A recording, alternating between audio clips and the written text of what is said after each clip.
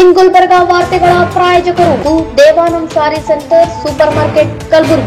Devanand sari centre ಹಲವು ವರ್ಷಗಳಿಂದ ಕಲಬುರಗಿ ಮಹಾಜನತೆಯ ಭರವಸೆ ಗಳಿಸಿರುವ ರೇಷ್ಮೆ ಸೀರೆಗಳ ಅತಿ ದೊಡ್ಡ ಶೋರೂಮ್. ಹಬ್ಬಗಳು, ಮದುವೆ, ಉಪನಯನ ಹಾಗೂ ನಿಮ್ಮ ಮನೆಯ ಶುಭ ಸಮಾರಂಭಗಳಿಗೆ ಬೇಕಾಗುವ ರೇಷ್ಮೆ ಸೀರೆಗಳಿಗೆ ದೂರದ ಬೆಂಗಳೂರು, ಹೈದರಾಬಾದ್ ನಗರಗಳಿಗೆ ಹೋಗುವ ಅಗತ್ಯವಿಲ್ಲ. ದೇವಾನಂದ್ ಸ್ಯಾರಿ ಸೆಂಟರ್ ನೀಡುತ್ತಿದೆ exclusive silk sari collections. Devanand sari ಸೆಂಟರ್ನಲ್ಲಿ ಈಗ ಮದುವೆ ಮುಂತಾದ ಶುಭ ಸಮಾರಂಭಗಳಿಗೆ ಕಾಂಚೀವರಂ ಸೇರಿದಂತೆ wedding brocade saris, pure Dharmavaram ಸೀರೆಗಳು, ಪ್ಯೂರ್ ಬನಾರಸ್ ಸೀರೆಗಳು, pure Uppada silk, pure Ilkal ಸೀರೆಗಳು, pure fancy Gadwal silk, pure Paithani ಸೀರೆಗಳು, ಪ್ಯೂರ್ ಸಾಫ್ಟ್ ಸಿಲ್ಕ್ ಸೀರೆಗಳು ವಿವಿಧ ವಿನ್ಯಾಸಗಳಲ್ಲಿ. ಕಲಬುರಗಿಯಲ್ಲೇ ಅತಿ ದೊಡ್ಡ ಮತ್ತು ವಿಶಾಲವಾದ 10,000 ಚದುರ ಅಡಿ ಇರುವ ಏಕೈಕ ಸ್ಯಾರಿ ಸೆಂಟರ್ ದೇವಾನಂದ್ ಸ್ಯಾರಿ ಸೆಂಟರ್. ಭೇಟಿ ಕೊಡಿ. ದೇವಾನಂದ್ ಸ್ಯಾರಿ ಸೆಂಟರ್, ಕಾಮತ್ ಹೋಟೆಲ್ ಹಿಂದುಗಡೆ, ಸೂಪರ್ ಮಾರ್ಕೆಟ್, ಕಲಬುರಗಿ.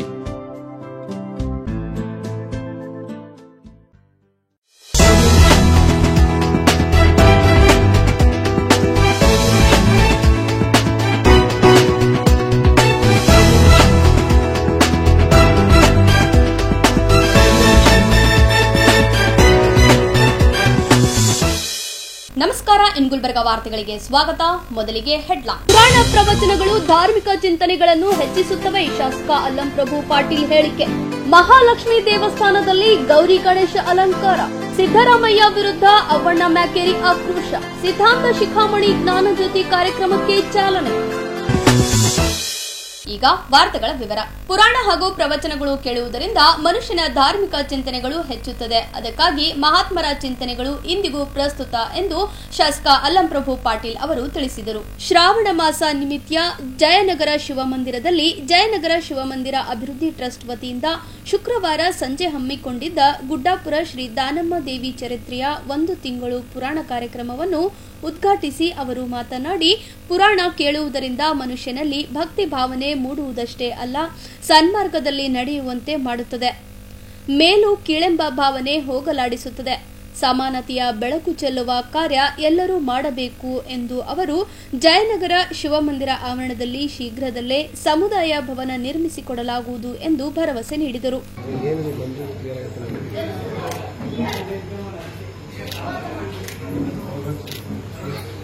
ಬಳಿಕ ಮಾತನಾಡಿದ ಉದ್ಯಮಿ ಹಾಗೂ ಕೃಷಿ ಚಿಂತಕ ಡಾ ಲಿಂಗರಾಜ್ ಅಪ್ಪ ಅವರು, ಇಂದು ಪುರಾಣ ಪ್ರವಚನಗಳು ಗ್ರಂಥಾಲಯಗಳಾಗಿವೆ. ಅಲ್ಲಿ ಮಹಾತ್ಮರ ತ್ಯಾಗದ ಜೀವನ ಚರಿತ್ರೆ ತಿಳಿಯಬಹುದು. ಇಂಥ ಪುರಾಣಗಳು ಇನ್ನೂ ಹೆಚ್ಚು ನಡೆಯಬೇಕು ಎಂದರು. ಇನ್ನೋರ್ವ ಮುಖ್ಯ ಅತಿಥಿಗಳಾಗಿ ಭಾಗವಹಿಸಿ ಎಚ್ಕೆಇ ಸೊಸೈಟಿ ಮಾಜಿ ಅಧ್ಯಕ್ಷ ಹಾಗೂ ಜಯನಗರ ಶಿವಮಂದಿರ ಅಭಿವೃದ್ಧಿ ಟ್ರಸ್ಟ್ ಗೌರವ ಅಧ್ಯಕ್ಷ ಡಾ ಭೀಮಾಶಂಕರ್ ಮಾತನಾಡಿ, ಈ ವರ್ಷ ಜಯನಗರ ಶಿವಮಂದಿರದಲ್ಲಿ ಗುಡ್ಡಾಪುರ ಶ್ರೀ ದಾನಮ್ಮ ದೇವಿಯ 1 ತಿಂಗಳ ಪುರಾಣ ನಡೆಸಲಾಗುತ್ತಿದೆ. ಇದಕ್ಕೆ ತಮ್ಮ ಸಂಪೂರ್ಣ ಬೆಂಬಲವಿದೆ ಎಂದು ತಿಳಿಸಿದರು. ಅಧ್ಯಕ್ಷತೆ ವಹಿಸಿ ಮಾತನಾಡಿದ ಟ್ರಸ್ಟ್ ಅಧ್ಯಕ್ಷ ಡಾ ಲಿಂಗರಾಜ್ ಸಿರ್ಗಾಪುರ್ ಅವರು, ಭಕ್ತರ ಮತ್ತು ಹಿರಿಯರ ಕೋರಿಕೆ ಮೇರೆಗೆ ಶ್ರೀ ದಾನಮ್ಮ ದೇವಿ ಪುರಾಣ ಹಮ್ಮಿಕೊಳ್ಳಲಾಗಿದೆ. 1 ತಿಂಗಳು ಅನ್ನದಾಸೋಹ ನಡೆಯುತ್ತದೆ. ಸರ್ಕಾರದ ಯಾವುದೇ ಸಹಾಯವಿಲ್ಲದೆ ಶಿವಮಂದಿರದ ಜೀರ್ಣೋದ್ಧಾರ ಕೈಗೊಳ್ಳಲಾಗಿದೆ. ಅನುದಾನದ ಹಸ್ತ ನೀಡಿದರೆ ಇನ್ನು ಅಭಿವೃದ್ಧಿಪಡಿಸಲಾಗುವುದು. ಜಯನಗರ ಶಿವಮಂದಿರದಲ್ಲಿ ಪ್ರತಿ ವರ್ಷ ಶ್ರಾವಣ ಮಾಸ ಅಷ್ಟೇ ಅಲ್ಲದೆ ನಿರಂತರ ಧಾರ್ಮಿಕ ಕಾರ್ಯಕ್ರಮಗಳು ನಡೆಯುತ್ತವೆ. ಗುಡಿಗೆ ಬರುವ ಭಕ್ತಾದಿಗಳ ಸಂಖ್ಯೆ ವರ್ಷದಿಂದ ವರ್ಷಕ್ಕೆ ಹೆಚ್ಚುತ್ತಿದೆ ಎಂದು ಹೇಳಿದರು. ವೇದಮೂರ್ತಿ ಪುರಾಣ ಪಂಡಿತ ಶ್ರೀ ತೋಟಯ್ಯ ಶಾಸ್ತ್ರಿಗಳು ಪುರಾಣ ಹೇಳುವ ಮೂಲಕ ಪ್ರಾರಂಭಕ್ಕೆ ಚಾಲನೆ ನೀಡಿದರು. ಇದಕ್ಕೂ ಮೊದಲು ಸಂಗೀತ ಕಲಾವಿದರಾದ ಮೃತ್ಯುಂಜಯ ಹಾಗೂ ಸಹ ಕಲಾವಿದರಿಂದ ಭಕ್ತಿ ಗೀತೆಗಳ ಗಾಯನ ನಡೆಯಿತು. ಪ್ರಧಾನ ಕಾರ್ಯದರ್ಶಿ ಸೂರ್ಯಕಾಂತ್ ಕೆಬಿ ಸ್ವಾಗತಿಸಿದರು. ಮಹಿಳಾ ಕಾರ್ಯದರ್ಶಿ ಅನುರಾಧ ಕುಮಾರಸ್ವಾಮಿ ಪ್ರಾರ್ಥಿಸಿದರು. ಉಪಾಧ್ಯಕ್ಷ ವೀರೇಶ್ ದಂಡೋತಿ ವಂದಿಸಿದರು. ಎಲ್ಲಾನು ಒಳ್ಳೇದು ಮಾಡ್ತೀವಿ ಅಂತಿಲ್ಲ, ಕೆಲವೊಂದು ತಪ್ಪುಗಳು ಮಾಡ್ತೀವಿ, ಬಹಳಷ್ಟು ತಪ್ಪಾಗ್ತದೆ. ಅವೆಲ್ಲ ತಿದ್ದುಕೊಂಡು ಮತ್ತೆ ನಮ್ಮ ಸುಗಮವಾದಂಥ ದಾರಿಗೆ ಹೋಗ್ಬೇಕಂತ ಹೇಳಿ ಹಿಂದಿಗಿನ ಎಲ್ಲ ಹಿರಿಯರು ಕೂಡ ಇವರೆಲ್ಲ ಕಲಾಶಾಸ್ತ್ರಿಗಳು, ನಮ್ಮ ತೋಟಯ್ಯ ಶಾಸ್ತ್ರಿಗಳು ಹೇಳ್ತಕ್ಕಂಥ ಮಹಾತಾಯಿ ಶರಣೆ 900 ವರ್ಷಗಳ ಹಿಂದೆ ಬಸವಣ್ಣವ್ರ ಕಾಲದಲ್ಲಿ 12ನೇ ಶತಮಾನದಲ್ಲಿ ಆಗಿ ಹೋಗಿರ್ತಕ್ಕಂಥ ಶರಣೆ ಗುಡ್ಡಾಪುರದ ಹತ್ತಿರ ಒಂದು ಮಹಾರಾಷ್ಟ್ರ ಬಾರ್ಡರ್ನಲ್ಲಿ ಹುಟ್ಟಿ ಸಾಮಾನ್ಯ ಕುಟುಂಬದಲ್ಲಿ ಹುಟ್ಟಿ ವೀರಶೈವ ಲಿಂಗಾಯತ ಕುಟುಂಬದಲ್ಲಿ ಹುಟ್ಟಿ ಸಾಮಾನ್ಯ ಮನುಷ್ಯರು ಬಸವ ತತ್ವದ ಅಡಿಯಲ್ಲಿ ಕಾಯಕ ದಾಸೋಹ ನಡೆಸಿಕೊಂಡು ಹೋಗ್ತಕ್ಕಂಥ ಪದ್ಧತಿಯನ್ನ ಬೆಳೆಸಿಕೊಂಡು ಆಗಿನ ಕಾಲದಲ್ಲಿ ಬಸವಣ್ಣವರ ದಾಸೋಹವನ್ನ ನೋಡ್ಬೇಕು, ಅಲ್ಲಿ ಅನುಭವ ಮಂಟಪಕ್ಕೆ ಭೇಟಿ ಕೊಡ್ಬೇಕಂತ ಹೇಳಿ ಅವರು ತಮ್ಮ ಊರಿನಿಂದ ಬಸವ ಕಲ್ಯಾಣಕ್ಕೆ ಬಂದು, ಇನ್ನೂ ಬಸವ ಕಲ್ಯಾಣ ದೂರ ಇರ್ತದೆ, ಅಲ್ಲಿ ಒಂದು ದಾಸೋಹವನ್ನ ಪ್ರಾರಂಭ ಮಾಡ್ತಾರೆ. ಆ ಪ್ರಾರಂಭ ಮಾಡ್ತಕ್ಕಂಥ ಸಂದರ್ಭದಲ್ಲಿ ಬಸವಣ್ಣವರ ದಾಸೋಹಕ್ಕೆ ಜನ ಬರ್ತಕ್ಕಂಥದ್ದು ಕಡಿಮೆ ಆಗಿ ಲಿಂಗಮ್ಮನ ದಾಸೋಹಕ್ಕೆ ಬಹಳಷ್ಟು ಜನ ಬಂದು ಸೇರ್ತಾರೆ. ಅಲ್ಲೆಲ್ಲ ಜನ ಗೊತ್ತಾಗಿ ಬಸವಣ್ಣವ್ರಿಗೆ ಹೇಳ್ತಾರೆ, ಅಣ್ಣವರೇ ಬಹಳ ದೊಡ್ಡ ದಾಸೋಹ ನಡೆದಿದೆ, ಒಬ್ಬ ಮಾ ಶರಣೆ ಬಂದ ಏನಪ್ಪ ಅಂದ್ರೆ ದಾಸೋಹ ನಡೆಸ್ತಾ ಇದ್ದಾರೆ, ಅಲ್ಲಿ ಜನ ಜಾಸ್ತಿ ಹೋಗ್ತಾರೆ ಅಂತ ಹೇಳಿ. ಬಸವಣ್ಣವ್ರು ಯಾವಾಗಲೂ ದೊಡ್ಡ ಮನುಷ್ಯರು, ನಾವು ಹೋಗಿ ಆ ತಾಯಿಗೆ ಭೇಟಿ ಹಾಕ್ಬೇಕಂತ ಹೇಳಿ ಅವರೇ ನಡ್ಕೋತ ಬಂದು ಆ ದಾಸೋಹ ಬಂದು ಅಮ್ಮಗೆ ಭೇಟಿ ಆಗ್ತಾರೆ. ಆಕೆ ಮಾಡ್ತಕ್ಕಂಥ ಕಾಯಕವನ್ನ ನೋಡಿ ಆ ತಾಯಿ ನೀನು ಲಿಂಗಮ್ಮಲ್ಲ, ಇವತ್ತಿನಿಂದ ದಾನಮ್ಮ ಅಂತ ಹೇಳಿ ಅವ್ರ ಹೆಸರು ಕೊಡ್ತಾರೆ. ನೀವು ಉಳಿದಿರ್ತಕ್ಕಂಥದ್ದು ಆ ದಾನಮ್ಮ ತಾಯಿ ದೇವಸ್ಥಾನದಲ್ಲಿ ಇವತ್ತಿಗೂ ಕೂಡ ಹೋದವ್ರು ನೋಡ್ಬೋದು. ಬೆಳಗ್ಗೆ ಒಂದು ಲಕ್ಷಣ, ಮಧ್ಯಾಹ್ನ ಒಂದು ಲಕ್ಷಣ, ಸಾಯಂಕಾಲ ಒಂದು ಲಕ್ಷಣ ಇವತ್ತಿಗೂ ಕೂಡ ಕಾಣ್ತದೆ. ಇದು ಯಾರು ಪಾವಾಡ ಅಂತ ಹೇಳಿ ನಮ್ಮಂಗಿಲ್ಲ, ಅಂಥವ್ರು ಕೂಡ ನೋಡ್ಬೋದು ಹೋಗಿ. ಇದು ಪಾವಾಡದನು ಏನದನು ಸಾಕ್ಷಾತ್ ಇನ್ನು ಇವತ್ತು ನಾವು ಅಲ್ಲಿ ಏನಪ್ಪ ಅಂದ್ರೆ ಸಾಕ್ಷಿ ನೋಡ್ಬೋದು. ಇಂಥವೆಲ್ಲ ಏನಪ್ಪ ಅಂದ್ರೆ ಇದನ್ನ ನಮ್ಮ ಪೂರ್ವಜರು ನಡೆದಾಡುವ ವಿಶ್ವವಿದ್ಯಾಲಯದಂಗೆ ಶಾಸ್ತ್ರಿಗಳು, ಪುರಾಣ, ಕೀರ್ತನೆ, ಪ್ರವಚನ ಇವೆಲ್ಲ ಏನಪ್ಪ ಅಂದ್ರೆ ಎಲ್ಲೆಲ್ಲಿ ಹೋಗಿ ಜನರಿಗೆ ಭೀಮಾಶಂಕರ್ ಬಿಲ್ಗುಂದಿ ಅವರು ಹೇಳಿದ ಹಾಗೆ ಯುವಕರು ಬರಬೇಕು, ಸಾರ್ವಜನಿಕರು ಎಲ್ಲರೂ ಬರಬೇಕು. ಯಾವಾಗ ಬಿಲ್ಗುಂದಿ ಅವ್ರ ಬಳಿ ಒಂದು ಗಾಡಿ ತರ್ತೀರಿ, ಗಾಡಿ ತಂದ ಕೂಡಲೇ ಅವ್ರು ಹೇಳ್ತಾರೆ ಒಂದು ತಿಂಗಳು ಬಿಟ್ಟು ಸರ್ವಿಸಿಂಗ್ ಮಾಡ್ಕೊಂಡು ಹೋಗೋದು, 2 ತಿಂಗಳು ಬಿಟ್ಟು ಸರ್ವಿಸಿಂಗ್ ಮಾಡ್ಕೊಂಡು ಹೋಗೋದು. ಹಾಗೆ ಭೂಮಿಗೆ ನಮಗೆ ಕಳಿಸ್ಯಾನ ಭಗವಂತ. ವರ್ಷಕ್ಕೆ ಒಂದು ಸಲರೇ ಸರ್ವಿಸಿಂಗ್ ಆಗ್ಬೇಕಲ್ಲ. ನಮ್ದು 1 ತಿಂಗಳ ಸರ್ವಿಸಿಂಗ್ ತೋಟ ಶಾಸ್ತ್ರಿಗಳು ದಾನಮ್ಮನ ಪುರಾಣದ ಮೂಲಕ ಧರ್ಮದ ದಾರಿಯನ್ನ ತೋರಿಸಿ ಮನುಷ್ಯ ಧರ್ಮದ ದಾರಿ ಬಿಟ್ಟಾಗ ಧರ್ಮದ ದಾರಿಯ ಮೇಲೆ ನಡೀತಕ್ಕಂಥ ಅನೇಕ ಘಟನೆಗಳು, ಪುರಾಣಗಳು, ಸಂದರ್ಭಗಳು ಅವೆಲ್ಲನೂ ವ್ಯಾಖ್ಯಾನಬದ್ಧವಾಗಿ ತಿಳಿಸಿ ನಮಗೆ ಮತ್ತೆ ನಮ್ಮ ಮನಸ್ಸಿನಲ್ಲಿ ಇರ್ತಕ್ಕಂಥ ಕಲ್ಮಶವನ್ನ ತೆಗೆದು ಹಾಕಿ ನಮ್ದು ಮನಸ್ಸು ಏನಪ್ಪಾ ಅಂದ್ರೆ ಮನುಷ್ಯನ ಮನಸ್ಸು ಸರ್ವಿಸಿಂಗ್ ಮಾಡ್ತಾರೆ 1 ತಿಂಗಳು. ಆದಂತ ಎಲ್ಲರೂ ಕೂಡ ಜನರೊಂದಿಗೆ ಬೆರೆತು, ಅವರು ಜನರು ಎಲ್ಲ ಜನ ಬೆರೆತು ಇಂಥ ಕಾರ್ಯಕ್ರಮಗಳಿಗೆ ಬೆಂಬಲ ಕೊಡ್ತಾ ಇರೋದು ಬಹಳ ಸಂತೋಷದ ಸಂಗತಿ ಅಂತ ಹೇಳ್ತೀನಿ. ಅದೇ ರೀತಿ ನಮ್ಮ ಗೌರವ ಅಧ್ಯಕ್ಷರಾದಂತ ಭೀಮಾಶಂಕರ್ ಸರ್ ಅವರು ಬಹಳಷ್ಟು ನಮಗೆ ಬೆಂಬಲವಾಗಿ ನಿಂತಿದ್ದಾರೆ. ಯಾಕಂದ್ರೆ ಅದು ಅವರೇ ಒಂದಿದ ಲೇಔಟ್. ಈ ಸಂದರ್ಭದಲ್ಲಿ ಯಾಕೆ ಹೇಳ್ತೀನಪ್ಪ ಅಂದ್ರೆ ಅವ್ರ ಲೇಔಟ್ ನಲ್ಲಿ ಇಂಥ ಒಂದು ಭವ್ಯವಾದ ಮಂದಿರ ಆಗಲಿಕ್ಕೆ ಕಾರಣ ಅವರೇ ಅಂತ ನಾನು ಬಹಳ ಹೆಮ್ಮೆಯಿಂದ ಹೇಳ್ತೀನಿ. ಅವ್ರಿಗೆ ನಾವು ಬಹಳ ಋಣಿಯಾಗಿ ಅಂತ ಹೇಳ್ಬೇಕಾಗ್ತದ. ಅದೇ ರೀತಿ ನಮ್ಮ ಡಾಕ್ಟರ್ ಲಿಂಗರಾಜಪ್ಪ ಅವರು ನಾವು 25 ವರ್ಷಗಳ ಹಿಂದೆ ನೋಡಿದವ್ರಿಗೆ ಅವ್ರಿಗೆ ಒಂದ್ಸಲ ಭೇಟಿನೂ ಕೂಡ ಆಗಿದಾನ. ಅವ್ರು ಬಹಳ ಶಾಂತ ಸ್ವಭಾವದವರು.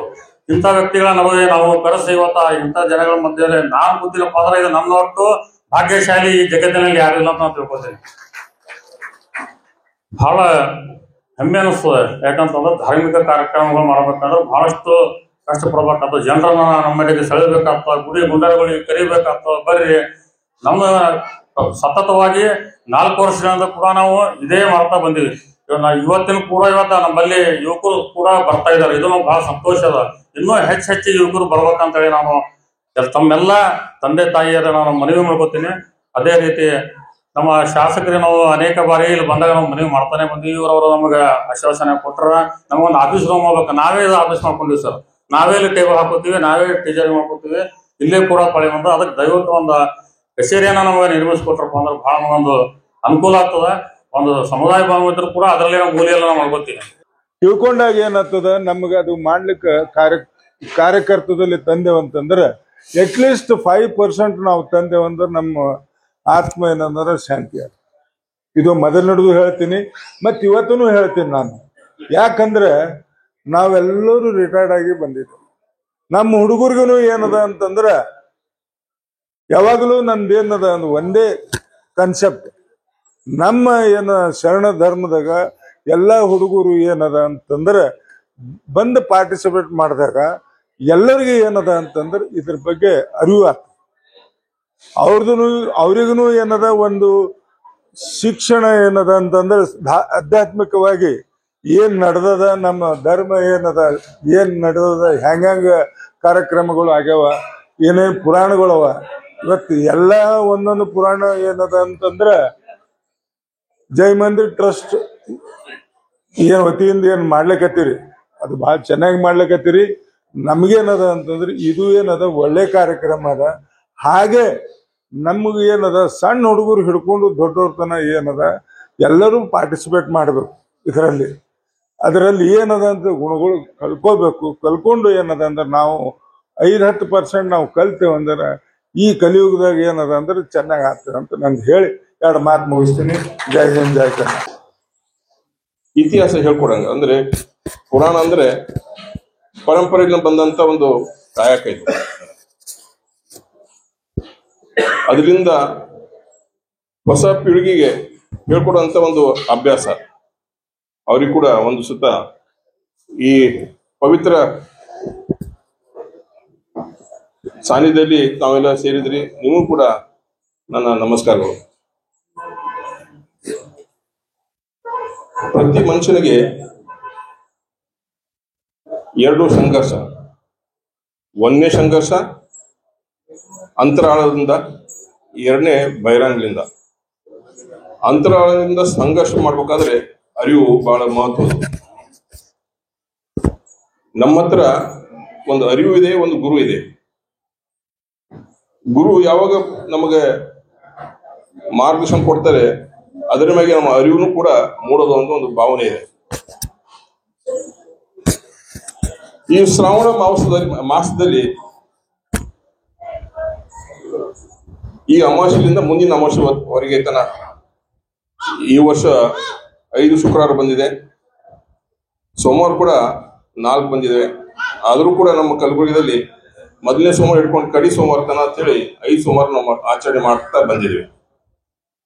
ಹಾಗಾಗಿ ಇವತ್ತ ಪ್ರಥಮ ಶುಕ್ರವಾರದಿಂದ ಭೀಮಾಶಂಕರ್ ಶೆಟ್ಟಿ, ಬಸವರಾಜ್ ಅನ್ವರ್ಕರ್, ಸಿದ್ದಲಿಂಗ ಗುಬ್ಬಿ, ಬಸವರಾಜ್ ಮಾಗಿ, ವೀರೇಶ್ ಹುಡುಗಿ, ಎಸ್ಡಿ ಸೇಡಂಕರ್, ಮನೋಹರ್ ಬಡಶೇಶಿ, ಬಂಡಪ್ಪ ಕೇಸೂರ್ ಸೇರಿದಂತೆ ವಿವಿಧ ಬಡಾವಣೆಯ ಅನೇಕ ಮಹಿಳೆಯರು, ಹಿರಿಯರು, ಸಾರ್ವಜನಿಕರು ಭಾಗವಹಿಸಿದ್ದರು. ಕಲಬುರಗಿ ನಗರದ ಆಯುರ್ವಾಡಿಯಲ್ಲಿರುವ ಮಹಾಲಕ್ಷ್ಮೀ ನಗರದ ಮಹಾಲಕ್ಷ್ಮಿ ದೇವಸ್ಥಾನದಲ್ಲಿ ದೇವಿಗೆ ಗೌರಿ ಗಣೇಶ ಅಲಂಕಾರ ಮಾಡಲಾಗಿತ್ತು.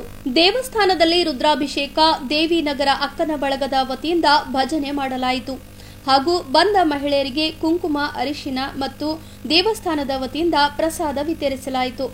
ಬಳಿಕ ಪೂಜೆ ಕಾರ್ಯಕ್ರಮ ವಿಜೃಂಭಣೆಯಿಂದ ಜರುಗಿತು.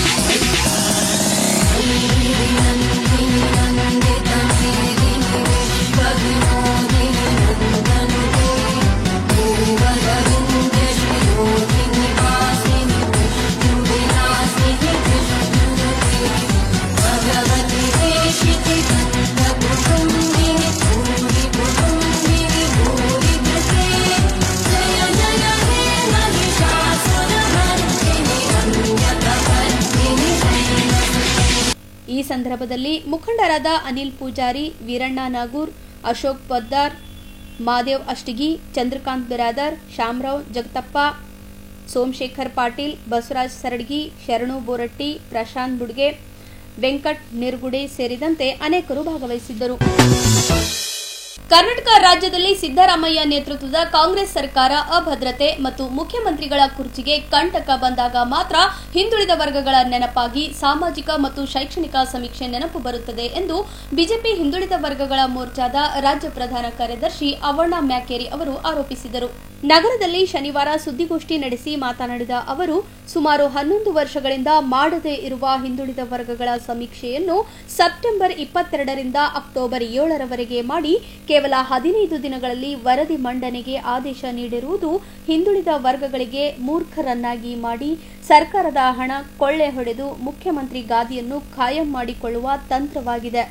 ಹೀಗಾಗಿ ನರೇಂದ್ರ ಮೋದಿ ನೇತೃತ್ವದ ಕೇಂದ್ರ ಸರ್ಕಾರ ಸಂವಿಧಾನಿಕವಾಗಿ ರಾಷ್ಟ್ರಮಟ್ಟದಲ್ಲಿ ಜನಗಣತಿ ಜೊತೆಯಲ್ಲೇ ಜಾತಿ ಜನಗಣತಿ, ಶೈಕ್ಷಣಿಕ, ಸಾಮಾಜಿಕ, ಆರ್ಥಿಕ ಮತ್ತು ಸಾಂಸ್ಕೃತಿಕ ಸಮೀಕ್ಷೆಗೆ ರಾಜ್ಯ ಸರ್ಕಾರ ಸಹಕಾರ ನೀಡಬೇಕು. ಅನಗತ್ಯ ಗೊಂದಲ ಸೃಷ್ಟಿಸಿ ಸಾರ್ವಜನಿಕರ ಹಣ ದುರುಪಯೋಗಪಡಿಸಿಕೊಂಡು ಸ್ವಾರ್ಥ ರಾಜಕಾರಣ ಮಾಡಬಾರದೆಂದು ಆಗ್ರಹಿಸಿದರು. ಈ ಒಂದು ಸಮಗ್ರವಾದಂಥ ಹಿಂದುಳಿದ ವರ್ಗಗಳ ಆಯೋಗದ ಮುಖಾಂತರ 7 ಕೋಟಿ ಜನಸಂಖ್ಯೆಯ ಈ ಒಂದು ಸಾಮಾಜಿಕ ಶೈಕ್ಷಣಿಕ ವರದಿಯನ್ನು ನಾವು ಮಾಡ್ತೀವಿ ಅನ್ನೋದು ಇವತ್ತಿನ ದಿವಸ ಹಾಸ್ಯಾಸ್ಪದ. ಯಾಕಂತ ಹೇಳಿದ್ರೆ ಇವರು ಕೇವಲ ತಮ್ಮ ಸರ್ಕಾರದ ಅಭದ್ರತೆ ಒಂದು ಕಾಡ್ತದ ಮತ್ತು ಅವರ ಮುಖ್ಯಮಂತ್ರಿ ಕುರ್ಚಿ ಯಾವಾಗ ಅಳಿಗಾಡ್ತದ. ಅಂಥ ಸಂದರ್ಭದಲ್ಲಿ ಮಾತ್ರ ಈ ರೀತಿಯಾದಂಥ ಹಿಂದುಳಿದ ವರ್ಗಗಳ ನೆನಪು ಮಾಡಿಕೊಂಡು ಈ ರಾಜ್ಯದ ಬೊಕ್ಕಸನ್ನು ಲೂಟಿ ಮಾಡಿಕೊಂಡು ಸಮಯವನ್ನು ಹಾಳು ಮಾಡಿ ಈ ಒಂದು ಹಿಂದುಳಿದ ವರ್ಗಗಳಿಗೆ ಮೂರ್ಖರನ್ನಾಗಿ ಮಾಡುವಂಥ ಈ ಒಂದು ಕುತಂತ್ರ ನೀತಿಯನ್ನು ಬಿಟ್ಟು ಏನು ದೇಶದಲ್ಲಿ ಸನ್ಮಾನ್ಯ ಶ್ರೀ ನರೇಂದ್ರ ಮೋದಿಯವರ ನೇತೃತ್ವದಲ್ಲಿ 95 ವರ್ಷಗಳ ನಂತರ ಈ ದೇಶದಲ್ಲಿರುವಂಥ ಕಟ್ಟಕಡೆ ವ್ಯಕ್ತಿಯ ಸ್ಥಿತಿಗತಿಗಳನ್ನು ಅಂಕಿ ಸಂಖ್ಯೆಗಳ ಮುಖಾಂತರ ಇವತ್ತು ಜನಗಣತಿ ಜೊತೆ ಜಾತಿ ಜನಗಣತಿ ಮಾಡಬೇಕೆನ್ನುವಂಥ ಒಂದು ಆದೇಶವನ್ನು ನೀಡಿದರೆ ಆ ಆದೇಶಕ್ಕೆ ಪೂರಕವಾಗಿ ಸನ್ಮಾನ್ಯ ಮುಖ್ಯಮಂತ್ರಿಗಳು ಸಹಕಾರವನ್ನು ನೀಡಿ ಈ ಹಿಂದುಳಿದ ವರ್ಗಗಳಿಗೆ ನ್ಯಾಯ ಸಿಗುವಲ್ಲಿ ತಾವು ಪ್ರಮುಖ ಪಾತ್ರ ವಹಿಸಬೇಕೆನ್ನುವಂಥ ಆಗ್ರಹವನ್ನು ತಮ್ಮ ಮುಖಾಂತರ ನಾವು ಮಾಡ್ತೀವಿ. ಬಂಧುಗಳೇ, ತಮಗೆ ಇದ್ರ ಬಗ್ಗೆ ಹೇಳಬೇಕಪ್ಪ ಅಂದ್ರೆ ಸನ್ಮಾನ್ಯ ಮುಖ್ಯಮಂತ್ರಿಗಳಂಥ ಸಿದ್ದರಾಮಯ್ಯನವ್ರ ಬಗ್ಗೆ ನಮಗೆ ಅಪಾರವಾದಂಥ ಗೌರವ ಇದೆ. ಆದರೆ ಆ ಗೌರವವನ್ನು ಉಳಿಸ್ಕೊಂಡು ಹೋಗುವಲ್ಲಿ ಅವರು ಸಂಪೂರ್ಣವಾಗಿ ವಿಫಲರಾಗಿದ್ದಾರೆ. ಈ ದಲಿತರು ಹಿಂದುಳಿದವರ ಹೆಸರಿನ ಮೇಲೆ ಅಧಿಕಾರಕ್ಕೆ ಬಂದಂಥ ಸನ್ಮಾನ್ಯ ಸಿದ್ದರಾಮಯ್ಯನವರು ಹಿಂದುಳಿದವರ ಹೆಸರಿನ ಮೇಲೆ ಇವತ್ತು ರಾಜಕಾರಣ ಮಾಡ್ತಿರುವಂಥ ಸನ್ಮಾನ್ಯ ಸಿದ್ದರಾಮಯ್ಯನವರು ಅವರ ಇತಿಹಾಸ ತೆಗೆದು ನೋಡಿದ್ರೆ ಪ್ರತಿಯೊಂದು ಸಂದರ್ಭದಲ್ಲಿ ಅವರಿಗೆ ಹಿಂದುಳಿದ ವರ್ಗದವರೇ ಇವತ್ತಿನ ದಿವಸ ರಾಜಕೀಯ ಜೀವದಾನ ಕೊಟ್ಟಿದ್ದು ಕೂಡ ಇದೆ. ಅವರಿಗೆ ಮೋಸ ಮಾಡುವ ರೀತಿಯಲ್ಲಿ ಇವರು 2014 ಜನವರಿ 23ರಂದು ಏನು ಕರ್ನಾಟಕ ರಾಜ್ಯದಲ್ಲಿ ಇರುವಂಥ ಹಿಂದುಳಿದ ವರ್ಗಗಳಿಗೆ ನ್ಯಾಯ ಕೊಡಬೇಕಂತ ತಿಳ್ಕೊಂಡು ಸಾಮಾಜಿಕ ಶೈಕ್ಷಣಿಕ ಸಮೀಕ್ಷೆಯನ್ನು ಏನು ಕರ್ನಾಟಕ ರಾಜ್ಯ ಹಿಂದುಳಿದ ವರ್ಗಗಳ ಆಯೋಗದ ಅಧಿನಿಯಮ 1995 11(2) ಪ್ರಕಾರ ಮಾಡಬೇಕು ಅಂತ ತಿಳ್ಕೊಂಡು ಮಾಡಿದ್ದು ಎಲ್ಲರಿಗೂ ಒಂಥರ ಖುಷಿಯಾಗಿತ್ತು. ಆದರೆ ಇವರು ನಿಜವಾಗಲೂ ಇವ್ರ ಬಣ್ಣ ಇವತ್ತು ಬಯಲಾಗ್ಯದ. ಯಾಕಂದ್ರೆ ಅವರು ನಿಜವಾಗಲೂ ಏನು 2014ರಲ್ಲಿ ಏನಾಯಿತು, ಆ 2014ರಲ್ಲಿ ಕೇವಲ 3 ವರ್ಷದಲ್ಲಿ ಅವರೆಲ್ಲ ವರದಿ ಸ್ವೀಕಾರ ಮಾಡಿ ಈ ಹಿಂದುಳಿದ ವರ್ಗಗಳಿಗೆ ನ್ಯಾಯ ಕೊಡುವಂಥ ಕೆಲಸ ಅವ್ರು ಮಾಡಬೇಕಾಗಿತ್ತು. ಯಾಕೆ ಅವ್ರು ಮಾಡಲಿಲ್ಲ ಅನ್ನೋದಕ್ಕೆ ಅವರು ಉತ್ತರ ಹೇಳಬೇಕು. ಅದೇ ಇವತ್ತಿನ ದಿವಸ ನೀವು ನೋಡ್ರಿ, ತೆಲಂಗಾಣದಲ್ಲಿ ಕೇವಲ ಒಂದೇ ಒಂದು ವರ್ಷದಲ್ಲಿ ರೇವಂತ್ ರೆಡ್ಡಿಯವರು ಅದು ಹಿಂದುಳಿದ ವರ್ಗಗಳ ಆಯೋಗದ ಒಂದು ರಚನೆ ಮಾಡಿ 2024ರಲ್ಲಿ ಅವರು ಇಂಪ್ಲಿಮೆಂಟ್ನು ಕೂಡ ಮಾಡ್ತಾರೆ.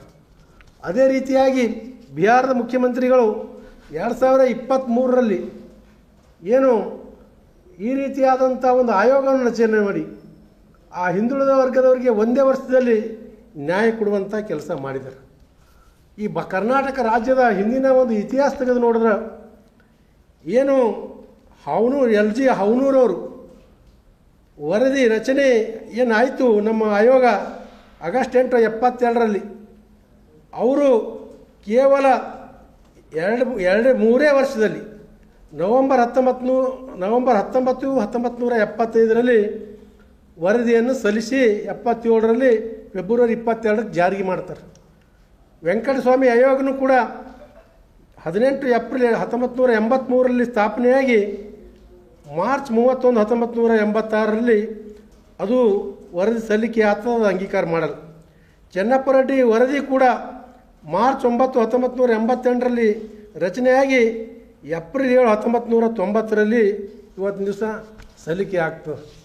ಅದರಂತೆ ಇವತ್ತು ಮಂಡಲ ವರದಿ ಆಗಿರ್ಬೋದು, ಅದರಂತೆ ಇವತ್ತು ದಿವಸ ಕಾಕಾ ಕಾಲೇಲ್ಕರ್ ವರದಿ ಆಗಿರ್ಬೋದು, ಇವೆಲ್ಲನೂ ಕೂಡ ಕೇವಲ 3 ವರ್ಷದಲ್ಲಿ ಆಗಿ ಅವು ಜಾರಿಗೆ ಬರ್ತವೆ. ಆದರೆ ಸನ್ಮಾನ್ಯ ಸಿದ್ದರಾಮಯ್ಯನವರು ಯಾಕೆ ಇವತ್ತಿನ ದಿವಸ 11 ವರ್ಷ ಆದರೂ ಕೂಡ ಆ ವರದಿ ಸಲ್ಲಿಕೆ ಮಾಡಿಲ್ಲ? ಅವರಿಗೆ ಈಗ ಹೈಕಮಾಂಡ್ ಕರೆದು ಇಲ್ಲ ಅದು ನೀ ಕ್ಯಾನ್ಸಲ್ ಮಾಡಿ ಹೊಸದ ಮಾಡಂತೇಳಿ ಈಗೇನು ಹೇಳ್ತಾರೆ ಅವರು, ಹಿಂದುಳಿದವ್ರಿಗೆ 15 ಪ್ರಕಾರ ಔಟ್ಡೇಟೆಡ್ ಅಂತ. ನೋಡ್ರಿ, ಜನವರಿ 23, 2014ಕ್ಕೆ ಅದು ಆದೇಶ ಆಗ್ಯದ. ಇದೇ ಮುಖ್ಯಮಂತ್ರಿಗಳು ಆದೇಶ ಮಾಡ್ಯಾರ. ಜನವರಿ 22, 2024ಕ್ಕೆ 10 ವರ್ಷ ಮುಗಿದು ಹೋಗ್ತದೆ. ಆದ್ರೆ ಫೆಬ್ರವರಿ 10, 2025ಕ್ಕೆ ಇವ್ರು ಸಲ್ಲಿಕೆ ಮಾಡ್ತಾರೆ. ನಮ್ಮ ಹೆಗಡೆಯವ್ರು, ಜಯಪ್ರಕಾಶ್ ಹೆಗಡೆಯವ್ರು ವರದಿ ಸಲ್ಲಿಕೆ ಮಾಡ್ತಾರೆ. ಫೆಬ್ರವರಿ 10ಕ್ಕೆ ಸಬ್ಮಿಟ್ ಮಾಡಾಗ ಇದು 10 ವರ್ಷ ಆಗ್ಯದ, ಇದು ವರದಿನ ತೋಳಲ್ಲ ಅಂತೇಳಿ ಹೇಳ್ಬೋದಿತ್ತಲ್ಲ ಸನ್ಮಾನ್ಯ ಮುಖ್ಯಮಂತ್ರಿಗಳು. ಯಾಕೆ ಹೇಳಿಲ್ಲ? ಮತ್ತೇನು ಮಾಡ್ತಾರ, ಮುಂದುವರೆದು ಅದೇ ಏಪ್ರಿಲ್ 11ನೇ ತಾರೀಕಿಗೆ ಅದು ಇದು ಫೆಬ್ರವರಿ ಅಕ್ಸೆಪ್ಟ್ ಮಾಡಿ ಏಪ್ರಿಲ್ 11ನೇ ತಾರೀಕಿಗೆ ಕ್ಯಾಬಿನೆಟ್ನಾಗ ಸಬ್ಮಿಟ್ ಮಾಡ್ತಾರೆ. ಅಂದ್ರೆ ಅಲ್ಲಿ ತನಕ ನೀವು ಔಟ್ಡೇಟೆಡ್ ಅಂತ ಗೊತ್ತಿಲ್ಲ ನಿಮ್ಗೆ. 11 ವರ್ಷ ಆಗ್ಯದಂತ ಇದು ನಿಮ್ಮ ಕರ್ನಾಟಕ ಅಧಿನಿಯಮ ಅಂತೇಳಿ ಗೊತ್ತಿಲ್ಲ. ಇವೆಲ್ಲ ನಾಟಕ ಕಂಪ್ನಿ ಏನದಲ್ಲ, ಸನ್ಮಾನ್ಯ ಮುಖ್ಯಮಂತ್ರಿಗಳು ನೀವೇನು ಯಾವ ದಲಿತರು ಹಿಂದುಳಿದವ್ರ ಹೆಸರು ಹೇಳ್ಕೊಂಡು ಇವತ್ತು ರಾಜಕೀಯ ಮಾಡ್ತಿದ್ರಲ್ಲ, ಈ ರಾಜಕೀಯ ಇವತ್ತಿನ ದಿವಸ ಎಲ್ಲ ಗೊತ್ತಾಗ್ಯ ಜನರಿಗೆ. ಯಾಕ್ರಿ ನಿಮ್ಗೆ ಸರ್ಕಾರ 165.51 ಲಕ್ಷ ಸುಮಾರು 165 ಕೋಟಿಗಳು ಇವತ್ತಿನ ದಿವಸ ಯಾರ ಅಪ್ಪನ ಮನೆ ರೊಕ್ಕ ಇವು? Waste of time, waste of money, waste of national resources. ನಿಮ್ಗೆ ಯಾರು ಹೇಳೋರು ಕೇಳೋರು ಇಲ್ವಾ? ಇವತ್ತು ಮತ್ತೆ ಬಂದು ಏನು ಹೇಳ್ತಾ ಇದ್ದೀರಿ? ಇಲ್ಲ, ನಾವು ಸೆಪ್ಟೆಂಬರ್ 22ರಿಂದ ಅಕ್ಟೋಬರ್ 15 ತನಕ, ಅಕ್ಟೋಬರ್ 7 ತನಕ 15 ದಿವಸನೇ ಮುಗಿತದೆ. ನಾಚಿಕೆ ಬರಬೇಕು ನಿಮಗೆ. ಮಾಡೋಕ್ಕೆ ಸಾಧ್ಯ ಅದ? ಜನವರಿ 10ಕ್ಕೆ ಒಳ ಮೀಸಲಾತಿ ಈ ಬಗ್ಗೆ 15-20 ದಿವಸನಾಗ ನೀವು ವರದಿ ಕೊಡ್ರಿ ಅಂತೇಳಿ ಆದೇಶ ಮಾಡ್ತೀರಿ. ಅವಾಗ ಸ್ಟಾರ್ಟ್ ಮಾಡ್ತೀರಿ.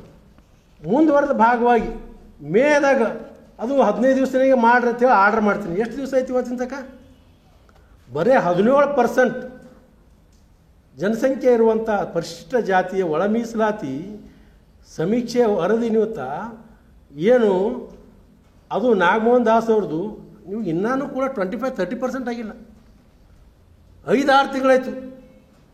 ಸುಮ್ಮನೆ ಅನಗತ್ಯ ಗೊಂದಲ ಸೃಷ್ಟಿ ಮಾಡಿಸಿ ಕೇಂದ್ರ ಸರ್ಕಾರದವರು ಇವತ್ತಿನ ದಿವಸ ಏನು ಜಾತಿ ಜನಗಣತಿ ಮಾಡ್ತಾ ಇದ್ದಾರೆ, ಆ ಗೊಂದಲ ಸೃಷ್ಟಿ ಮಾಡಿ ಅದಕ್ಕೆ ಅಡಚಣೆ ಉಂಟು ಮಾಡುವಂಥ ಒಂದು ದುರುದ್ದೇಶ ಇಟ್ಕೊಂಡು ಇವತ್ತು ಸ್ವಾರ್ಥ ರಾಜಕಾರಣಕ್ಕೋಸ್ಕರವಾಗಿ ಇವತ್ತಿನ ದಿವಸ ಸಿದ್ದರಾಮಯ್ಯನವರು ಇಂಥ ಒಂದು ನಿರ್ಧಾರ ತೆಗೆದುಕೊಂಡಿದ್ದು ಇವತ್ತು ಅಕ್ಷಮ್ಯ ಅಪರಾಧ. ಸುದ್ದಿಗೋಷ್ಠಿಯಲ್ಲಿ ಮುಖಂಡರಾದ ಈರಣ್ಣ ಹಡಪದ್, ಸಾಯಬಣ್ಣ ಜಾಲ್ಗಾರ್, ಬಸವರಾಜ್ ಗುಂಡಲ್ಗೇರಿ, ಸೂರ್ಯಕಾಂತ್ ಔರಾದ್ ಸೇರಿದಂತೆ ಇತರರು ಹಾಜರಿದ್ದರು. ಈಗ ಚಿಕ್ಕದೊಂದು ವಿರಾಮದ ನಂತರ ಮತ್ತೆ ವಾರ್ತಾ ಸಂಚಿಕೆ ಮುಂದುವರೆಯುತ್ತದೆ. ಸಿದ್ಧಾಂತ ಶಿಖಾಮಣಿ ಜ್ಞಾನ ಜ್ಯೋತಿ ಕಾರ್ಯಕ್ರಮಕ್ಕೆ ಚಾಲನೆ.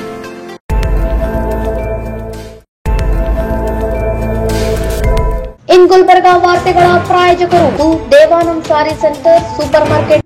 ದೇವಾನಂದ್ ಸ್ಯಾರಿ ಸೆಂಟರ್ ಹಲವು ವರ್ಷಗಳಿಂದ ಕಲಬುರ್ಗಿ ಮಹಾಜನತೆಯ ಭರವಸೆ ಗಳಿಸಿರುವ ರೇಷ್ಮೆ ಸೀರೆಗಳ ಅತಿ ದೊಡ್ಡ ಶೋರೂಮ್. ಹಬ್ಬಗಳು, ಮದುವೆ, ಉಪನಯನ ಹಾಗೂ ನಿಮ್ಮ ಮನೆಯ ಶುಭ ಸಮಾರಂಭಗಳಿಗೆ ಬೇಕಾಗುವ ರೇಷ್ಮೆ ಸೀರೆಗಳಿಗೆ ದೂರದ ಬೆಂಗಳೂರು, ಹೈದರಾಬಾದ್ ನಗರಗಳಿಗೆ ಹೋಗುವ ಅಗತ್ಯವಿಲ್ಲ. ದೇವಾನಂದ್ ಸ್ಯಾರಿ ಸೆಂಟರ್ ನೀಡುತ್ತಿದೆ exclusive silk sari collections. Devanand sari ಸೆಂಟರ್ನಲ್ಲಿ ಈಗ ಮದುವೆ ಮುಂತಾದ ಶುಭ ಸಮಾರಂಭಗಳಿಗೆ ಕಾಂಚೀವರಂ ಸೇರಿದಂತೆ wedding brocade saris, pure Dharmavaram ಸೀರೆಗಳು, ಪ್ಯೂರ್ ಬನಾರಸ್ ಸೀರೆಗಳು, pure Uppada silk, pure Ilkal ಸೀರೆಗಳು, pure fancy Gadwal silk, pure Paithani ಸೀರೆಗಳು, ಪ್ಯೂರ್ ಸಾಫ್ಟ್ ಸಿಲ್ಕ್ ಸೀರೆಗಳು ವಿವಿಧ ವಿನ್ಯಾಸಗಳಲ್ಲಿ. ಕಲಬುರಗಿಯಲ್ಲೇ ಅತಿ ದೊಡ್ಡ ಮತ್ತು ವಿಶಾಲವಾದ 10,000 ಚದುರ ಅಡಿ ಇರುವ ಏಕೈಕ ಸ್ಯಾರಿ ಸೆಂಟರ್ ದೇವಾನಂದ್ ಸ್ಯಾರಿ ಸೆಂಟರ್. ಭೇಟಿ ಕೊಡಿ. ದೇವಾನಂದ್ ಸ್ಯಾರಿ ಸೆಂಟರ್, ಕಾಮತ್ ಹೋಟೆಲ್ ಹಿಂದುಗಡೆ, ಸೂಪರ್ ಮಾರ್ಕೆಟ್, ಕಲಬುರ್ಗಿ. ಶ್ರೀ ಶರಣಬಸವೇಶ್ವರ ವಿದ್ಯಾವರ್ಧಕ ಸಂಘದ ಅಡಿಯಲ್ಲಿನ ಮುಕ್ತಾಂಬಿಕಾ ಪದವಿ ಪೂರ್ವ ವಸತಿಯುಕ್ತ ವಿಜ್ಞಾನ ಮಹಿಳಾ ಮಹಾವಿದ್ಯಾಲಯ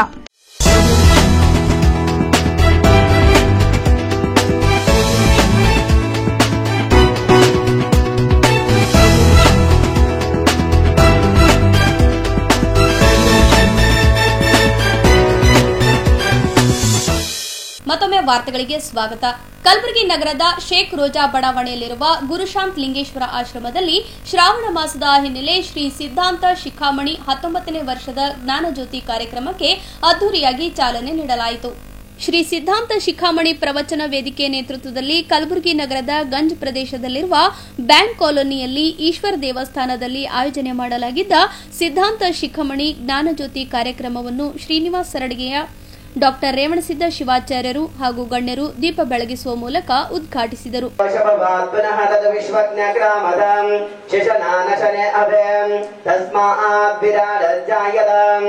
ಈ ವೇಳೆ ಮಾತನಾಡಿದ ದೇವಸ್ಥಾನ ಸಮಿತಿ ಮುಖಂಡರು ಹಾಗೂ ಗಣ್ಯರು, ಪ್ರತಿ ವರ್ಷದಂತೆ ದೇವಸ್ಥಾನದಲ್ಲಿ ಶ್ರಾವಣ ಮಾಸದ ಹಿನ್ನೆಲೆ 1 ತಿಂಗಳ ಪರ್ಯಂತ ಭಕ್ತರ ಮನೆಗಳಿಗೆ ತೆರಳಿ ವಿಶೇಷ ಪೂಜೆ ಹಾಗೂ ವಿವಿಧ ಧಾರ್ಮಿಕ ಕಾರ್ಯಕ್ರಮಗಳನ್ನು ಏರ್ಪಡಿಸಲಾಗಿದೆ ಎಂದು ತಿಳಿಸಿದರು. ಇಷ್ಟೆಲ್ಲ ವಯಸ್ಸಾದರೂ ಕೂಡ ಈ ಸಿದ್ಧಾಂತ ಶಿಖಾಮಣಿ ಪ್ರವಚನವನ್ನೇ ಯಾಕೆ ಇವ್ರು ನಡೆಸ್ಕೊಂಡು ಬಂದಾರಂದ್ರೆ, ನಮ್ಮ ವೀರಶೈವ ಲಿಂಗಾಯತ ಧರ್ಮದ ಮೂಲ ಗ್ರಂಥ ಶ್ರೀ ಸಿದ್ಧಾಂತ ಶಿಖಾಮಣಿ. ಆ ಸಿದ್ಧಾಂತ ಶಿಖಾಮಣಿಯಲ್ಲಿ ಬರತಕ್ಕಂತ ಕೆಲವೊಂದು ವಿಚಾರಗಳನ್ನ ಆಯ್ಕೆ ಮಾಡ್ಕೊಂಡಾರ. ಅವು ಯಾವನ್ನ ಆಯ್ಕೆ ಮಾಡ್ಕೊಂಡಾರಂದ್ರೆ, ಅಷ್ಟಾವರಣಗಳು, ಪಂಚಾಚಾರಗಳು, ಶಟಸ್ಥಲಗಳು, ನಮ್ಮ ಬದುಕಿನ ಉಸಿರಾಗಿರ್ತಕ್ಕಂಥದ್ದು. ನಮ್ಮ ವೀರಶೈವ ಧರ್ಮದ ತಳಹದಿಯನ್ನ ಅಷ್ಟಾವರಣದ ಮೇಲೆ ನಮ್ಮ ವೀರಶೈವ ಧರ್ಮವನ್ನ ಅವಲಂಬಿತವಾಗಿರುವಂತ ವೀರಶೈವ ಲಿಂಗಾಯತ ಧರ್ಮ.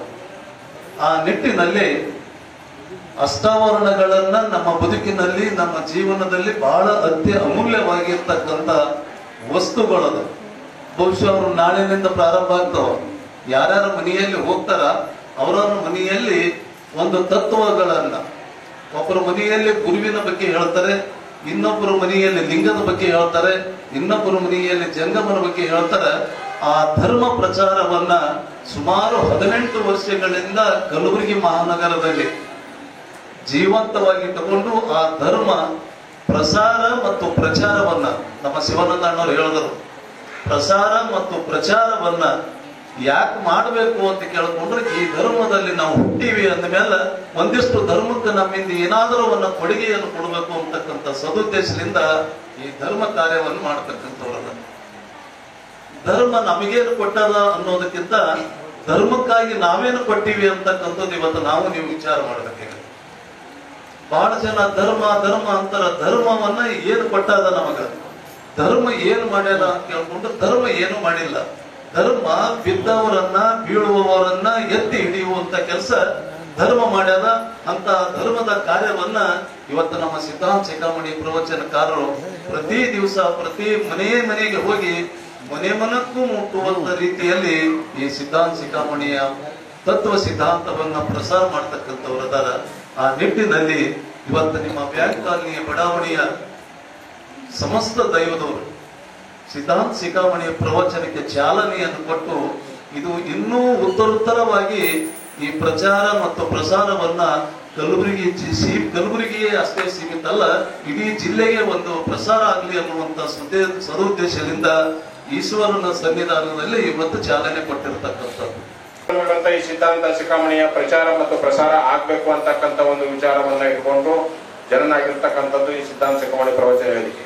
ಕಾಶಿ ಜಗದ್ಗುರುಗಳ ಒಂದು ಇಚ್ಛೆಯಂತೆ ಮತ್ತು ನಮ್ಮ ಕಡಗಂಚಿಯ ಪರಮ ಪೂಜ್ಯ ವೀರತಪಸ್ವಿ ವೀರಭದ್ರ ಶಿವಾಚಾರ್ಯರ ಒಂದು ನೇತೃತ್ವ ಮತ್ತು ಅವರ ಘನ ಆಶೀರ್ವಾದದಿಂದ ಈ ಸಂಸ್ಥೆ 18 ವರ್ಷಗಳಿಂದ ಈ ಧರ್ಮದ ಕೆಲಸವನ್ನ ಮಾಡ್ತಾ ಬಂದಿದೆ. ನಮ್ಮ ವೀರಶೈವ ಧರ್ಮದ ಧರ್ಮಗ್ರಂಥ ಏನಿದೆ ಸಿದ್ಧಾಂತ ಶಿಖಾಮಣಿ, ಅದರ ತತ್ವಗಳನ್ನ ಮನೆಗಳಿಗೆ ಮುಟ್ಟಿಸಬೇಕು ಅಂತಕ್ಕಂಥ ಒಂದು ವಿಚಾರವನ್ನ ಇಟ್ಕೊಂಡು ನಾವು 18 ವರ್ಷಗಳಿಂದ ಎಲ್ಲರ ಒಂದು ಸಹಕಾರದಿಂದ ಮಾರ್ಗದರ್ಶನದಿಂದ ಈ ಕಾರ್ಯಕ್ರಮ ನೆರವೇರ್ತಾ ಬರ್ತಾ ಇದೆ. ಎಲ್ಲ ಪೂಜ್ಯರ ಒಂದು ಆಶೀರ್ವಾದ, ಅವರೆಲ್ಲರ ಒಂದು ನಮಗೆ ಒಂದು ಬೆಂಬಲ ಇದೆ, ಅವರೆಲ್ಲರ ಆಶೀರ್ವಾದ ಇದೆ, ಮಾರ್ಗದರ್ಶನ ಇದೆ. ಆ ಮಾರ್ಗದರ್ಶನದಲ್ಲಿ ನಾವು ಈ ಕಾರ್ಯಕ್ರಮವನ್ನ ಸತತವಾಗಿ ಮಾಡಿಕೊಂಡು ಬರ್ತಾ ಇದ್ದೇವೆ. ತಳಗಿ ಅಪ್ಪವರು ಸಹಿತ ಪ್ರತಿ ವರ್ಷ ನಮಗೆ ಯಾವಾಗಲೂ ಸಿದ್ಧಾಂತ ಶಿಖಾಮಣಿ ಕಾರ್ಯಕ್ರಮದಲ್ಲಿ ಎಲ್ಲೇ ಏನೇ ಕಾರ್ಯಕ್ರಮದ ಕಟ್ಟರು ಯಾವಾಗಲೂ ಬಂದು ನಮಗೆ ಆಶೀರ್ವಾದವನ್ನ ಮಾಡ್ತಾ, ನಮ್ಮೆಲ್ಲರಿಗೂ ಮಾರ್ಗದರ್ಶನವನ್ನ ಮಾಡ್ತಾ, ನಮ್ಗೆ ಬೆಂತರ್ತಾ ಈ ಕಾರ್ಯಕ್ರಮಕ್ಕೆ ಸುರಕ್ಷೆಯಾಗಿದ್ದಾರೆ. ಯಾವಾಗಲೂ ಇದೇನು ನಮ್ಮ ಧರ್ಮದ ಒಂದು ಪ್ರಚಾರ ಆಗ್ಬೇಕು ಅಂತಕ್ಕಂಥ ಒಂದು ಮಹತ್ವಾಕಾಂಕ್ಷೆ ಏನಿದೆಯಲ್ಲ, ಇವತ್ತು ಬಹಳ ಪ್ರಮುಖವಾಗಿದೆ ಅಂತಕ್ಕಂಥದ್ದು ನಾವೆಲ್ಲರೂ ಇವತ್ತು ಮನನ ಮಾಡ್ಕೊಳ್ಬೇಕಾಗಿದೆ. ಯಾಕಂದ್ರೆ 9 ವರ್ಷಗಳಿಂದ ಅವರ ಟೀಮ್ ಟೋಟಲ್ ಎಲ್ಲರೂ ಸೇರಿ ಸುಮಾರು ಒಂದು ಸಮಾಜಕ್ಕೆ ಒಂದು ಒಳ್ಳೆ ಸಂದೇಶ ಕೊಡಬೇಕು, ಸಮಾಜಕ್ಕೆ ಒಂದು ಒಳ್ಳೆ ಕೆಲಸ ಮಾಡಬೇಕು ಅಂತಂತೇಳಿ ಯಾವುದೇ ಆಸೆ, ಯಾವುದು ನಿಸ್ವಾರ್ಥ ಯಾವುದೇ ಇಲ್ಲದೆ ಪ್ರತಿ ವರ್ಷ 90 ವರ್ಷಗಳ ಕಾಲ ಇದು ಸಾಮಾನ್ಯ ಕೆಲಸ ಅಲ್ಲ. ಹಾಗೂ ಅದು ಒಂದಿನ ಕೆಲಸ ಅಲ್ಲಿದು. ಪ್ರತಿ ವರ್ಷ 30 ದಿನ ಶ್ರಾವಣ ಮಾಸದಲ್ಲಿ 30 ದಿನ ನಡೆಸ್ಕೊಂಡು ಹೋಗುವಂತ ಇದೊಂದು ಕಾರ್ಯಕ್ರಮ.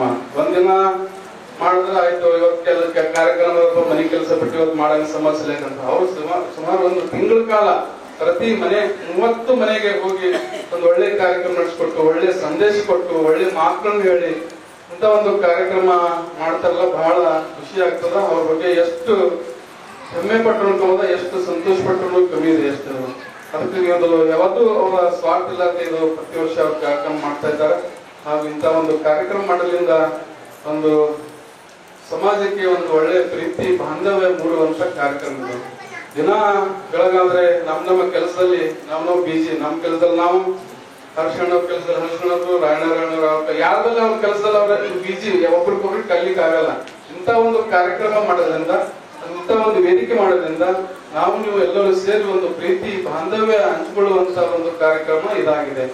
ಹಾಗೂ ಇವತ್ತು ಸಮಾಜದಲ್ಲಿ ಯಾರಿಗೂ ಬಿಡುವಿಲ್ಲ. ಹಾಗೂ ಏನು ಇವತ್ತು ಬಿಸ್ನೆಸ್ ಎಲ್ಲಿ ಹೋದ್ರೂ ಶಾಂತಿ ಇಲ್ಲ, ಯಾವ ಕ್ಷೇತ್ರದಲ್ಲಿ ಹೋದ್ರೂ ಶಾಂತಿ ಇಲ್ಲ. ಆದ್ರೆ ಇಂಥ ಒಂದು ಕಾರ್ಯಕ್ರಮ ಮಾಡೋದ್ರಿಂದ, ಇಂಥ ಒಂದು ದೇವಸ್ಥಾನದಲ್ಲಿ ಧಾರ್ಮಿಕ ಸಭೆ ಮಾಡೋದ್ರಿಂದ ಇಂಥ ಒಂದು ಶಾಂತಿ ಎಲ್ಲಿ ಸಿಗಲ್ಲ.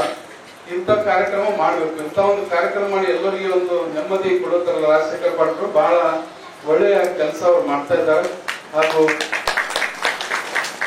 ಇವತ್ತು ಸಮಾಜದಲ್ಲಿ ಸಾಕಷ್ಟು ಜನ ಒಂದು ಮುಖಂಡರಿದ್ದಾರೆ. ಹಾಗೂ ರವಿಶಂಕರ್ ಜಮಾದಾರ್ ಖಾನಿ ಹೆಸರು ಬಹಳಷ್ಟು ಜನ ಇದ್ದಾರೆ. ಹಾಗೂ ಇವತ್ತು ಈ ಕಾರ್ಯಕ್ರಮ ಸಿದ್ಧಾಂತ ಶಿಖಾಮಣಿ ಕಾರ್ಯಕ್ರಮ ಹಿಂಗೆ ಮುಂದೂ ಕೂಡ ಮುಂದುವರಿಯಲಿ, ಹಿಂಗೆ ಹೆಚ್ಚಿನ ರೀತಿಯಲ್ಲಿ ಸಮಾಜ ಸೇವೆ ಅವ್ರು ಮಾಡ್ಲಿ.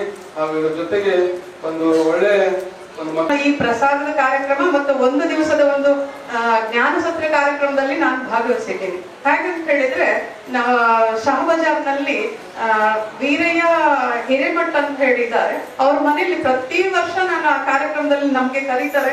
ಪ್ರತಿ ವರ್ಷ ನಾನು ಅಲ್ಲಿ ಭಾಗವಹಿಸಿದ್ದೀನಿ. ಈ ಒಂದು 2-3 ವರ್ಷಗಳಿಂದ ನನ್ಗೆ ಬರ್ಲಿಕ್ಕೆ ಆಗಿಲ್ಲ. ಆದ್ರೆ ನೋಡ್ರಿ, ಸಂದರ್ಭ ಹಾಗಿರ್ತದೆ. ಒಂದು ಗುರುಗಳ ಆಶೀರ್ವಾದ ಇತ್ತು ಅಂತ ಹೇಳಿದಾಗ ನಮ್ಗೆ ಮತ್ತೆ ಮತ್ತೆ ಮತ್ತೆ ಅದರಲ್ಲಿ ನಾವು ಭಾಗವಹಿಸ್ಲಿಕ್ಕೆ ಅದು ನಮ್ಗೆ ಆ ಒಂದು ಇದು ಬೇಕು. ಆ ಗುರುಗಳ ಆಶೀರ್ವಾದ ಇತ್ತು ಅಂತಂದಾಗ ನಾವ್ ಎಲ್ಲಿದ್ರು ಕೂಡ ಗುರುಗಳ ನಮ್ಮನ್ನ ಕರೆಸ್ಕೊಳ್ತಾರೆ. ಅದು ನಮ್ಮ ಸೌಭಾಗ್ಯ ಅಂತ ನಾನು ತಿಳ್ಕೊತೀನಿ. ಇವತ್ತು ಸಿದ್ದಮಾರ್ಕ ಅವರು ಇಲ್ಲಿ ಬರ್ಬೇಕು. ನಮ್ಮ ಈ ದೇವಸ್ಥಾನದಲ್ಲಿ ಇವತ್ತು ಕಾರ್ಯಕ್ರಮ ಇದೆ.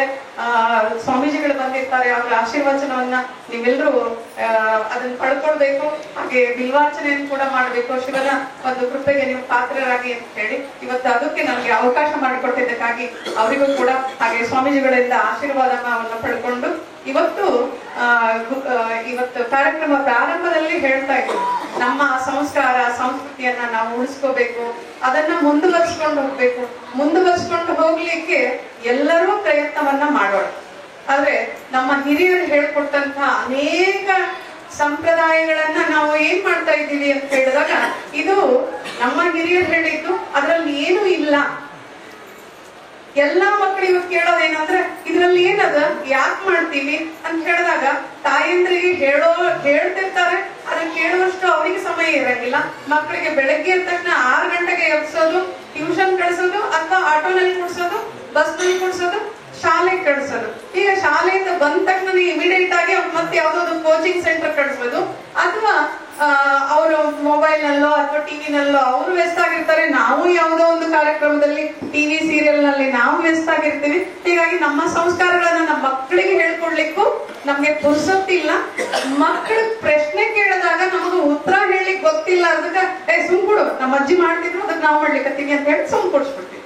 ಆದ್ರೆ ಸುಮ್ನೆ ಕೂಡಿಸೋದ್ರಿಂದ ಏನಾಗ್ಲಿರ್ತದೆ, ಮಕ್ಕಳಿಗೆ ಅದ್ರ ಬಗ್ಗೆ ಗೊತ್ತಿಲ್ಲದೆ ಇರೋದ್ರಿಂದ ಅದರಲ್ಲಿ ವೈಜ್ಞಾನಿಕ ಕಾರಣಗಳನ್ನ ನಾವು ಅವರಿಗೆ ಹೇಳಿದಾಗ ಯಾಕೆ ಈ ಹಬ್ಬಗಳನ್ನ ಮಾಡ್ತೀವಿ, ಹಬ್ಬಗಳಿಂದ ನಮ್ಗೆ ಏನಿದೆ, ಆಹಾರ ಪದ್ಧತಿ ಹೇಗಿದೆ, ಶ್ರಾವಣ ಮಾಸದಲ್ಲಿ ನಾವು ಏನೇನು ಊಟ ಮಾಡ್ತೀವಿ, ಶ್ರಾವಣ ಮಾಸದಲ್ಲಿ ಬರ್ತಕ್ಕಂಥ ಹಬ್ಬಗಳಲ್ಲಿ ನಾವೇನು ದೇವರಿಗೆ ನೈವೇದ್ಯವನ್ನ ಕೊಡ್ತೀವಿ, ಯಾವ ಅರ್ಚನೆಯನ್ನ ಮಾಡ್ತೀವಿ, ಯಾಕೆ ಮಾಡ್ತೀವಿ, ಇದನ್ನೆಲ್ಲ ನಾವು ಮಕ್ಕಳಿಗೆ ತಿಳಿ ಹೇಳಿದಾಗ ಮಾತ್ರ ಅವರು ನಮ್ಮ ಒಂದು ಸಂಸ್ಕಾರಕ್ಕೆ ಅವರು ಒಪ್ಕೊಳ್ಳಿಕ್ಕೆ ಸಾಧ್ಯ ಅದ. ಯಾಕೆ ಅಂತ ಅನ್ನೋದು ಇದು ಸಂಸ್ಕಾರ ಅಂತ ಬಂದಾಗ, ನಾವು ಸಂಸ್ಕಾರ ಅನ್ನೋದನ್ನ ನಾವು ಯಾವ್ದೋ ಒಂದು ಸ್ಕೂಲ್ ನಲ್ಲಿ ಹಾಕಿದ್ದೀನಿ, 1 ಲಕ್ಷ ರೂಪಾಯಿ 2 ಲಕ್ಷ ರೂಪಾಯಿ ನಾನು ಅಲ್ಲಿ ಹಣವನ್ನ ಕೊಟ್ಟಿದ್ದೀನಿ, ಡೊನೇಷನ್ ಕೊಟ್ಟಿದ್ದೀನಿ, ಆಮೇಲೆ ನನ್ನ ಮಗ ಸಂಸ್ಕಾರವಂತ ಆಗ್ತಾನೆ ಅಂತ. ಅದು ಸುಳ್ಳು. ಅವ್ರೇನಿದೆ ಆ ಪರೀಕ್ಷೆಗೆ ಬಂದಂತ ಏನಿದೆ ಅಷ್ಟ್ರ ಮಾತ್ರ ನಮ್ಮ ಮಕ್ಕಳು ಕಲಿತಾರೆ. ಅದ್ರ ಸಂಸ್ಕಾರ ಎಲ್ಲಿ ಕಲಿತಾರೆ ಅಂತಂದಾಗ ಮೊಟ್ಟ ಮೊದಲು ಸಂಸ್ಕಾರ ಕಲಿಯೋದು ತಾಯಿ ಗರ್ಭದಿಂದನೇ ಪ್ರಾರಂಭ ಆಗ್ಬೇಕು. ಯಾವಾಗ ತಾಯಿ ಗರ್ಭದಿಂದ ಸಂಸ್ಕಾರ ಪ್ರಾರಂಭ ಆಗ್ತದೆ, ಆವಾಗ ಆ 9 ತಿಂಗಳು ನಾವು ಶಿಕ್ಷಣವನ್ನ ನಮ್ಮ ಮಕ್ಕಳಿಗೆ ಕೊಡ್ತೀವಿ ಗರ್ಭದಲ್ಲಿ, ಅದೇ ಕೊನೆವರೆಗೂ ಆ ಶಿಕ್ಷಣ ಎಲ್ಲೂ ಹೋಗಂಗಿಲ್ಲ. ಎಷ್ಟೇ ಎಂಥ ಕೆಟ್ಟ ಜನ ನಮ್ಮ ಪಕ್ಕದಲ್ಲಿ ಕೂತಿದ್ರು ಕೂಡ ನಮ್ಮ ಮಕ್ಕಳು ಆ ಸಂಸ್ಕಾರವನ್ನು ಬಿಟ್ಟು ಹೋಗ್ಲಿಕ್ಕೆ ಸಾಧ್ಯ ಆಗ್ತಿಲ್ಲ. ಅದಕ್ಕೆ ಪ್ರತಿಯೊಬ್ಬ ತಂದೆ ತಾಯಿ ಈ ಸಂಸ್ಕಾರದ ಕಡೆ ಒಂದು ಗಮನ ಕೊಟ್ಟಾಗ, ನಮ್ಮ ಹಿರಿಯರು ಹೇಳಿದ್ದು ಎಷ್ಟು ಸಂಸ್ಕಾರಗಳು ಅಂತ ಹೇಳಿದ್ರೆ 16 ಸಂಸ್ಕಾರಗಳನ್ನ ನಮ್ಮ ಹಿರಿಯರು ನಮ್ಗೆ ಹೇಳ್ಕೊಟ್ಟಿದ್ದಾರೆ. ಸಮಾರಂಭದಲ್ಲಿ ಕಾಂಗ್ರೆಸ್ ಮುಖಂಡರಾದ ನೀಲಕಂಠರಾವ್ ಮೂಲ್ಗೆ, ಸುಮಂಗಲಾ ಚಕ್ರವರ್ತಿ, ಸಿದ್ದಮ್ಮ ಪಾಟೀಲ್, ಜಗದೀಶ್ ಪಸಾರ್, ಮಲ್ಲಿಕಾರ್ಜುನ್ ಮುಕ್ರಂಬಿ, ವಿಶ್ವನಾಥ್ ವಾಗಣಗೇರಿ, ಮಹಾಲಿಂಗಯ್ಯ, ದತ್ತು ವರ್ನಾಳ್, ಶಿವರಾಯ್ ಮೂಲ್ಗೆ, ರಾಜಶೇಖರ್ ಪಾಟೀಲ್, ಮಹಾದೇವಪ್ಪ ಆಲ್ಗುಡ್ಕರ್, ಅಂಬಾರಾಯ್ ಕೋಣೆ, ಶಿವಾನಂದ್ ಬಾಚನಾಳ್, ಚನ್ಮಲ್ಲಯ್ಯ ಹಿರೇಮಠ್, ಬಸಯ್ಯ ಸ್ವಾಮಿ, ಗಂಗಾಧರ ಸ್ವಾಮಿ, ಕೇದಾರ್ನಾಥ್, ಮಲ್ಕಪ್ಗೋಳ್ ಸೇರಿದಂತೆ ಅನೇಕರು ಭಾಗವಹಿಸಿದ್ದರು. ಕೊನೆಯಲ್ಲಿ ಮತ್ತೊಮ್ಮೆ ವಾರ್ತೆಗಳ ಮುಖ್ಯಾಂಶಗಳು. ಪುರಾಣ ಪ್ರವಚನಗಳು ಧಾರ್ಮಿಕ ಚಿಂತನೆಗಳನ್ನು ಹೆಚ್ಚಿಸುತ್ತವೆ, ಶಾಸಕ ಅಲ್ಲಂಪ್ರಭು ಪಾಟೀಲ್ ಹೇಳಿಕೆ. ಮಹಾಲಕ್ಷ್ಮಿ ದೇವಸ್ಥಾನದಲ್ಲಿ ಗೌರಿ ಗಣೇಶ ಅಲಂಕಾರ. ಸಿದ್ದರಾಮಯ್ಯ ವಿರುದ್ಧ ಅವ್ವಣ್ಣ ಮ್ಯಾಕೇರಿ ಆಕ್ರೋಶ. ಸಿದ್ಧಾಂತ ಶಿಖಾಮಣಿ ಜ್ಞಾನಜ್ಯೋತಿ ಕಾರ್ಯಕ್ರಮಕ್ಕೆ ಚಾಲನೆ. ಇಲ್ಲಿಗೆ ವಾರ್ತಾ ಸಂಚಿಕೆ ಮುಕ್ತಾಯವಾಯಿತು. ಮತ್ತೆ ಮುಂದಿನ ಸಂಚಿಕೆಯಲ್ಲಿ ಭೇಟಿಯಾಗೋಣ. ವಂದನೆಗಳು.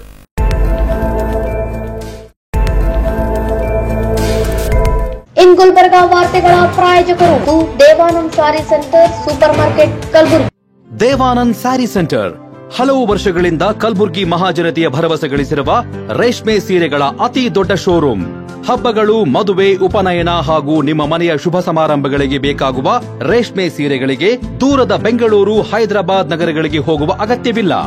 ದೇವಾನಂದ್ ಸ್ಯಾರಿ ಸೆಂಟರ್ ನೀಡುತ್ತಿದೆ ಎಕ್ಸ್ಕ್ಲೂಸಿವ್ ಸಿಲ್ಕ್ ಸ್ಯಾರಿ ಕಲೆಕ್ಷನ್ಸ್.